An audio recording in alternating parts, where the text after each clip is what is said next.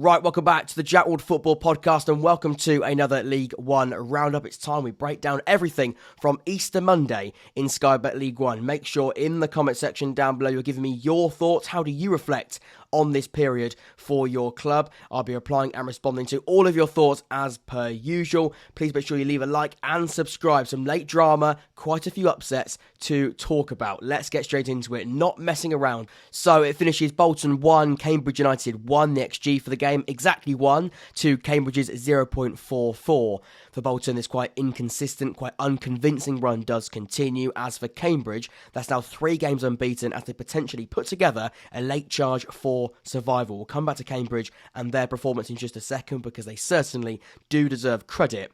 As for Bolton, now this might sound a little harsh, but it was a story of their season to a certain extent, especially in front of goal. Once again, very lacklustre and a prime example of not taking your chances and being punished on. We'll come to the graph once again in just a second, but on first glance, they were in control of the game for the majority of it. We scroll down to these stats here. 69% possession, a complete and utter domination of the football, but only 8 shots and 3 on target. Just not enough shots, not testing the goalkeeper, not coming forward with many efforts. And when you do only score 1 goal, the longer that game continues, the longer Cambridge have got that mentality and belief that they're going to get something from the game. Similar to a game we're going to come on to in just a second and later on in the episode. But again, it's just...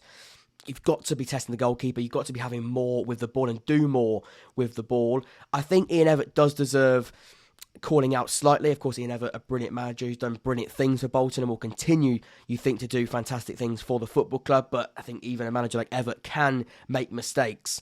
Not starting your in-form striker Dion Charles in this type of game, I think, was a big problem. I know squad rotation and making sure that, of course, players get chances, and with the Papa John's Trophy journey coming to an end now, that fixture congestion will be slightly slowing down, coming to the business end of the campaign. But I do feel having an informed Dion Charles up front in this game does make a difference, because the chance creation wasn't horrendous. In the second half, it did improve.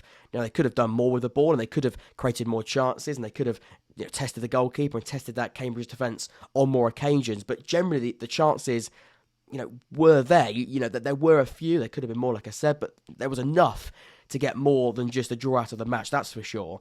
But having someone like Dion Charles, I think, has to be a necessity. He has to start this game, and I get the likes that your reason why you bring in Cameron Jerome in January is because you want him to make impacts and start games like this, and score goals and fill in for the likes of Dion Charles when he needs to have a rest and take some time on the sidelines to restock and get that full fitness back to, as you'd imagine, fire next week. But I think in this game, I know it's a congested Easter period, you still want Dion Charles on the football pitch. I think he will be regretting that he didn't start him, because he did bring him on in the 59th minute, and same with Dan Ndulu, who came on in 68th minute. He tried to change things around after they went 1-0 up in the 67th minute through Declan John, a powerful effort into the goal. But the graph does show, they were in control of the match and they did have momentum. But look at those big spikes, they weren't really there. And like I said, similar to a game we're going to come on to later on in the episode. But the longer the game does remain 1-0, the longer the time Bolton don't kill the game off, Cambridge believe. And they build this belief and self-belief that if this is only 1-0, we only need one chance. You can see the last 5 or 10 minutes, they get a set piece and it's a Sam Smith header into the back of the net. And Cambridge, just like that, I've got to point out, to a very difficult away ground. And aside, of course, of Bolton, who are pushing for the top 6. That's a fantastic result for them. For Bolton, you just feel let down and frustrated. We'll come to the league table in just a second, because for Bolton, this isn't the best of results whatsoever, because, of course, like I said, they are still chasing for a top 6 finish. They do remain in those playoff places, but it could have been more. And again, it feels as though it is 2 points dropped because of the fact, at home against Cambridge, no disrespect, and they'll be feeling the same. Bolton fans, I imagine, this was one of those, when you look at the run-in, you've got to be claiming 3 points, regardless of the fact that Cambridge are improving week on week. So next up, Cheltenham 1, Ipswich 1. The XG for the game, 0.45 to 1.35 for Kieran McKenna's side. This does feel like a missed opportunity for Ipswich, with Plymouth also dropping points. This was a big chance, you feel, when looking at the XG and the graph in front of you. They were the better side going forward, but lacked that clinical edge, and that edge that they have shown in recent weeks. Coming into this game, 8 wins on the spin. To draw this game, there's such a level of frustration. Having a little look at the stats down here, 65% possession, 23 shots in total, 9 on target. Maybe you could have had more shots on target from a total of 23, but still, 23 shots, only 1. You would expect a better output, and once again, that's emphasised when looking at the shot map. So many efforts from in and around the penalty area. Outside the penalty area, quite a few efforts as well, but like I said, that output of only 1 goal is annoying. And again, that graph, really big spells in the second 45, but nothing really to show from it other than that single goal that Connor Chaplin scored from a set-piece type of goal. And I want to sort of highlight one individual player for Ipswich, actually, before we move on to some other aspects of it. It wasn't all doom and gloom. A point on the road isn't a bad result. We'll give Charlton the credit in just a second because they definitely do deserve it. But I thought this man here, Harry Clark, was fantastic. 3 chances created from right back, 100% aerial duels, 17 passes into the final third. And sometimes the right back in this system is a bit more deeper because the dudes almost changed to a quite attacking left side with Leif Davis playing really high up, being that quite wide attacking output on the left-hand side. But Harry Clark sort of tucking in to make a back 3 as the more defensive defender in that back 4, especially more defensive fullback, you'd say. But 17 passes into the final third, 3 chances created, 100% of his aerial duels being won as well. So going forward and defensively on point, top dollar, I thought he had a fantastic game. But like I said, the output was the problem. And even though he was a player that was helping things out going forward, the attacking players weren't quite on it. The opposite of the 4-0 victories we've seen across this fantastic run as of late. I think these average positions are also quite interesting as well and definitely emphasise the game plan that Cheltenham wanted. Stay compact, force the game narrow, don't try and play with any width because then you're only allowing the players of Leif Davis, Wes Burns and Marcus Harness to get into the game more often, so definitely play it quite narrow. And as for Ipswich, you can see the opposite, very, very wide. Wes Burns, number 7, is almost hugging the touchline, same with Leif Davis on the left-hand side, so much more spread out. But Cheltenham forcing and trying to force the game quite narrow, and I think it did work. Alfie May, of course, the game changer for Cheltenham, scored the equalising goal. Who else but Alfie May to do such a thing? He's a brilliant player and somebody for Cheltenham who they must keep hold of, and once again showing his worth in this game. Scoring a goal, you'd say out of nothing, especially when you look at the graph in front of you here. Again, all blue really in the second half, wasn't it? All tractor boys, and then Cheltenham, one stint in that second half with 5 minutes to go. Alfie May takes the chance, no issue. And that's what a player can do in that situation. That's a goal threat, and that's somebody who, when the opportunity comes about, he takes them, and just like that, you come with no points against a high-flying side to 1 point against a high-flying side, and that is a season definer. Cheltenham, I think they're going to be absolutely safe now, but again, no harm in taking points off a side, of course, who have been fantastic this season, and the form coming into this one, they looked unstoppable. They have been stopped, or at least the winning run has been stopped. 82 points now for Ipswich, definitely still in the mix, 100%. They've got a game in hand on Sheffield Wednesday, so it is in their hands in that sense. As for Cheltenham, still safe. Haven't won a game in the last 4, but you'd say this one is quite a big game, so you wouldn't be too worried about this unbeaten or winless run, getting a point against Ipswich at home. Whatever run you're in, whatever form you find yourself in, isn't a bad one. So it does finish Cheltenham 1, Ipswich 1. A fantastic point for Cheltenham. For Ipswich, it will be frustrating, especially when you look at results elsewhere.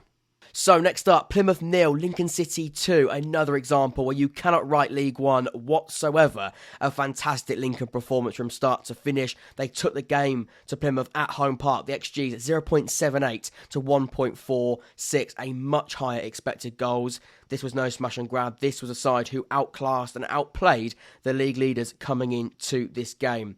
Lincoln City, once again, were fantastic on the break, soaking up pressure. The first goal is an example of that quick distribution from the goalkeeper, Carl Rushworth, out wide, and then just lightning. Lightning, that's the only word I can think of when it comes to Lincoln on the counter-attack. Just lightning. Quite a direct counter-attack. It was sort of one distributed ball from the goalkeeper and then a ball over the top, and then finished in the end by Olamide Shadipo on loan from QPR. The second goal, a mixture of brilliant hold-up play, strong physical centre-forward work, and quite diabolical defending. Just sort of shrugged off the defender. Poor strength, you'd say, from James Wilson. It wasn't very good, and it just didn't it didn't feel right, Plymouth, through the entire game. And that'll be a concern. That'll be a problem. And for Stephen Schumacher, another concern coming from yesterday's game could be that they never really looked like scoring.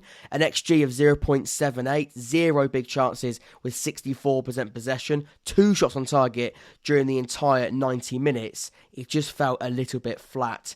And it's not a good time to be flat with Sheffield Wednesday, of course, now leapfrogging them, going back top of the table. Ipswich, they got a little bit lucky that they dropped points, but even so, they weren't on it whatsoever. But Lincoln definitely do deserve credit because they were fantastic. They had a game plan. They knew how to beat Plymouth, and they did. Plymouth were bad, but Lincoln definitely should come away with this thinking, we're encouraged. And I think they probably are. I've seen quite a few Lincoln fans, including Jake, of course, a good friend of mine, very excited with that result. And on reflection, I'd say it's a fair result. The final score, Plymouth 0, Lincoln City 2. So the final game before we go around the ground, Sheffield Wednesday 3, Accrington 0. The XG for the match, 1.76 to Accrington's 0.56. Just what the doctor ordered for Wednesday, and Darren Moore ending the winless run of 6 was the main thing, but to do it in that style was just an added bonus. 3 goals, a clean sheet. They were fantastic in the final third. Ruthless, relentless is just 2 words to describe the way that Wednesday attacked during the 90. And also defensively as well, you can't argue. Keeping Accrington to an XG of 0.56 is very good. Only 2 shots on target, Accrington. Of course, a big concern for John Coleman, but for Sheffield Wednesday does show very good at keeping them quiet. I thought all round it was a brilliant showing and display that was much needed. I've seen quite a few Darren Moore outers, you could say, sort of creeping out of the woodwork as of late. I get the frustration, but for me, it always sounded very ludicrous, strange. I understand, Wednesday are a massive football club that should be achieving great things. I think this season, for a large part of it, have been very good. Of course, a recent run of 6 games winless is, of course, a big problem, especially when you're being chased by Ipswich and by Plymouth, and you're not top of the table coming into this one. You are now, with, of course, those other 2 teams dropping points. I get that annoyance. I think yesterday was fantastic, and definitely the performances were much better. I also understand the performances recently for Sheffield Wednesday have been very bad and have to increase if you're going to be going for top 2 and winning titles. I do 100% get it. I think when looking at key players, look no further than Dennis Adeniran, of course, 2 vital goals in the 90, but not just that. I think all round he was fantastic and stepped up in those attacking areas. 44 touches, 1 key pass as well. I thought he was brilliant, absolutely fantastic during the game, and like I said, 2 key goals is what's going to make the headlines scream his name, but I think generally he was very good. When we speak about players being fantastic going forward for Sheffield Wednesday, he was a prime example of that. When you look at the league table now, we'll come to the stats in just a second, but that league table is looking far prettier. 84 points. Of course, they have got the worry of Plymouth and Ipswich having games in hand on them, but still, just ending that winless run was the main thing. 84 points, and then you put the pressure on them to win their game in hand. If they do, then so be it, but even still, they've got that point on the board, or 3 points on the board in this case, and they're looking in a much healthier position.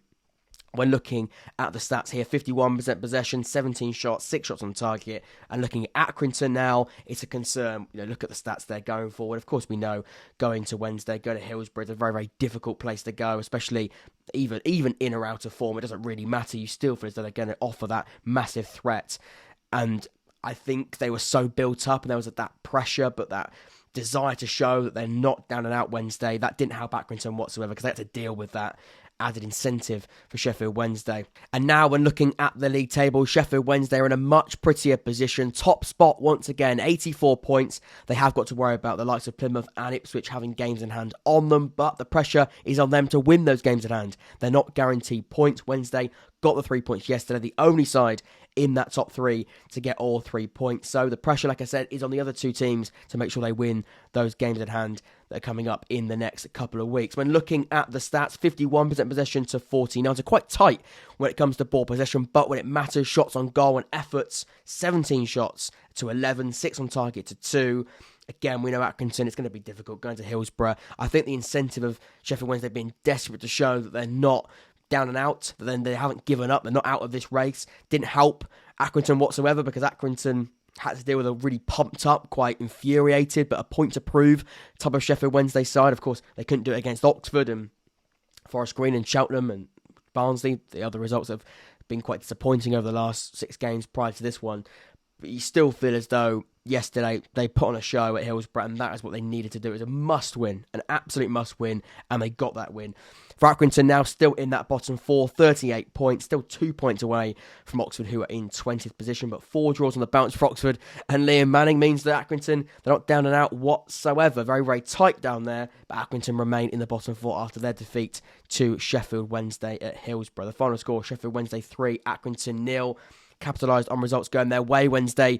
I think it's going to be a really interesting final few weeks to the season. Back on track Wednesday after a convincing 3-0 win over John Coleman's side. Let's go around the grounds then to finish off this episode of the podcast and this roundup for Easter Monday's games. Let's scroll down to the other matches. It finishes Derby County 1, MK Dons 1. Disappointed for Derby County, of course, who dropped points to MK Dons, who now are looking really quite safe. Not guaranteed, but I think with some really fantastic results over the last couple of weeks. Going to Pride Park and getting a point is a good result. It's going to be interesting to see how their survival hopes look, but I think much healthier after these recent weeks. Barnsley 2, Shrewsbury 1, both sides getting a red card in that game as well, but Barnsley looking pretty good across the board and getting the all-important 3 points to keep them in a playoff place, but also top 3 and top 2 contention. Wycombe 2, Forest Green Rovers 0, a very important result for Bloomfield at Wycombe. As for Forest Green Rovers, not mathematically relegated just yet, but they could have been yesterday if Oxford have beaten Port Vale, because MK Dons got a draw at Pride Park, meaning that with them losing the game, and if, like I said, Oxford got something from that Port Vale game more than just a draw, they would have gone down. But thank me later, because Oxford don't beat Port Vale and they do stay in the lead by the skin of their teeth. Pompey 0, Morecambe 0. Not really much to talk about in that one. Pompey going forward, definitely more of the ball, definitely more opportunity, but just that lack of clinical edge. Again, we sort of say that quite a lot with quite a few clubs during this roundup, but not really having that final third ruthless mentality, if you like. Peterborough 3, Exeter 1, another great result for a side chasing the top 6. For Exeter, a disappointing one. Of course, next week they've got their Devonshire rivals in Plymouth Argyle, the big Devon derby. Bolton 1, Cambridge 1 we've spoken about earlier on in the episode. Charlton 3, Burton Albion 2, a brilliant game of football, but in the end, Charlton get the result. 2-1 at half-time, I believe. It went to 3-1. Burton making it interesting, 3-2 the final score. Port Vale 0, Oxford United 0. Notice how I didn't have that as one of the 4 games like I usually do for Oxford matches. That's because the game was hideous from start to finish. It was so bad. I'd say Port Vale were the better side, and that does reflect it in the graph in front of you there. Oxford defensively were good, but toothless once again going forward. An awful game of football. And finally, Fleetwood 1, Bristol Rovers 2. Joe Barton getting the better over his old side, Fleetwood Town. 2-1 to Bristol Rovers, the final score in that one. That does round up this roundup in Sky Bet League One when breaking down everything from Easter Monday. Please make sure you leave a like and subscribe on the road to 5,000 subscribers. Please do show your support. Until next time, I've been Jack. This has been the Young Fan Podcast, and I will see you all very, very soon. Take care.